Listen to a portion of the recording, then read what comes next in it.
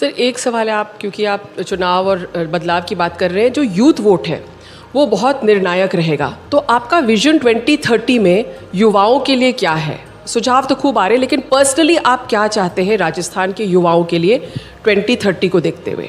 देखो, एम्प्लॉयमेंट चाहे सरकारी चाहे गैर सरकारी हो, युवा जो चाहता है मैं नौकरी करूं, तो सरकारी कंपटीशन है, प्राइवेट सेक्टर में परफॉर्मेंस है, उसको अवसर तो मिले, उपलब्ध तो हो नौकरी।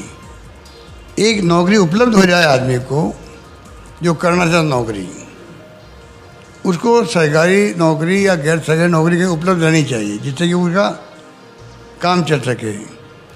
वो स्थिति नहीं रहती तो फिर असंतोष पैदा होता है। फिर आप देखिए कई घटनाएं होती है, दुर्घटनाएं होती है, या जो यूथ के अंदर फ्रस्ट्रेशन में कुछ भी हो सकता है।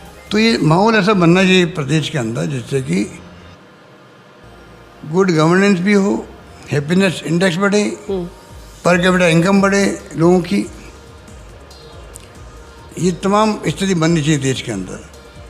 विश्व गुरु बनने की बात हम करते हैं, अच्छी बात है, कौन नहीं कहेगा। तो उसके लिए भूखमरी हो रही है, अभी तो कुपोषण है, शिक्षा का अभाव है, घूंघट बड़े बड़े हैं, सब कुछ है, कुरीति असामाजिक हैं। वो आंदोलन चलने चाहिए उसके भी। मतलब कहने का मतलब, जब तक आप हैप्पीनेस इंडेक्स नहीं लाओगे और जब तक आपको डेमोक्रेसी की बात मैं करता हूँ, बार बार संविधान की मैं बात करता हूँ, ये मजबूत संस्था हैं, पिलर है डेमोक्रेसी के, ये रहेगी, मजबूत रहेगी, तब जाके आप पूरी दुनिया के मुल्कों को मैसेज दे सकते हो कि हमारा मुल्क आपसे डिफरेंट है। सर जैसे आपने कहा कि जॉब्स, एम्प्लॉयमेंट, तो जॉब क्रिएशन के लिए आपका विजन क्या है 2030 का? जो ऐसे आप कह रहे हैं विजन डॉक्यूमेंट 2030, किस तरह से हम जॉब्स क्रिएट कर सकते हैं राजस्थान में? जैसे हम ये सोलर की हम बात कर रहे थे, तो बहुत इन्वेस्टमेंट हुआ है यहाँ पे, क्योंकि हम बीकानेर में हैं, काफ़ी स्टेक होल्डर्स भी आए थे। और कौन से सेक्टर्स हैं मिशन 2030 के अंतर्गत जो आप डेवलप करना चाहते हैं? ये तो सुझाव आना है तो लोगों के। मेरा मानना है कि जब माहौल बनता है इन्वेस्टमेंट का, पॉलिसी सरकार की बनती है, किसानों के लिए बनो, चाहे इंडस्ट्री के लिए बनो, चाहे व्यापार के लिए बनो, उसका बड़ा असर होता है। हमने 100 मेगा जॉब फेयर, जो मैंने गवर्नर के बजट के अंदर 100 मेगा जॉब फेयर लगेंगे राजस्थान के अंदर, 15, 20, 25 लग गए होंगे, लग रहे हैं। 20-30 कंपनी आती, बड़ी बड़ी आती है वहाँ पर, नहीं 20-30 हज़ार लोग लगे नौकरियों में, बड़ी बड़ी कंपनी में आती है,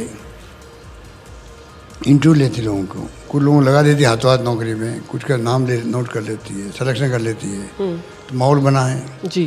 तो इन्वेस्टमेंट आएगा तो नौकरी मिलेगी प्राइवेट सेक्टर में। 3 लाख नौकरी हम दे रहे हैं राजस्थान के अंदर, इतना शायद ही किसी राज्य में होगा, और वो काम भी हो रहा है राजस्थान के अंदर। तो अल्टीमेटली एक यूथ क्या चाहता है, अपना फ्यूचर क्या हो, वो फ्यूचर के लिए चिंतित होता है, उसको अच्छी गाइडेंस मिले, उसका पर्सनैलिटी के अनुरूप गाइडेंस मिले, भाई इस सेक्टर में तुम्हें जाना चाहिए, जाए नहीं, उसकी मर्जी है, परिवार का दबाव उसके ऊपर नहीं हो। आत्महत्या हो रही है कोटा के अंदर, कितना दुख होता है, एक परिवार का बच्चा आत्महत्या कर ले, 15-20 साल का बच्चा है वो। तो हम लोग उसकी पूरा इंक्वायरी बैठवाई, मैंने अभी कमेटी बनाई है, क्या क्या रिपोर्ट भी आ गई उसकी, हम अध्ययन कर रहे हैं। जी। कैसे ये आत्महत्या रुके, कहाँ क्या कमी है संस्थाओं में, कहाँ कमी है परिवार के अंदर, क्या बच्चों को गाइडेंस मिली कि नहीं मिली, कारण क्या था सुसाइड करने का। तो ये तमाम बातें जो है, ये मिशन 2030 का जो कंसेप्ट यही है कि कोई भी सुझाव दे सकता है, और उसके आधार पे भी मैं समझता हूँ हम आगे बढ़ेंगे।